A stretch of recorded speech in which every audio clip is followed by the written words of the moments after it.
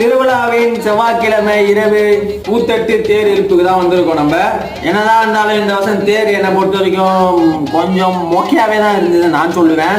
மலையூர் ரங்காளியே ஆத்தாடி விழி சூழியே. இந்த பூத்தட்டு தேர் கான்செப்ட் அப்படின்னு என்னன்னா, பிள்ளையார் கோயில் இருக்கும் ஊருக்கு வெளியில மெயின் ரோட்ல. அந்த பிள்ளையார் கோயில்ல இருந்து ஊரே சுத்தி வருவாங்க.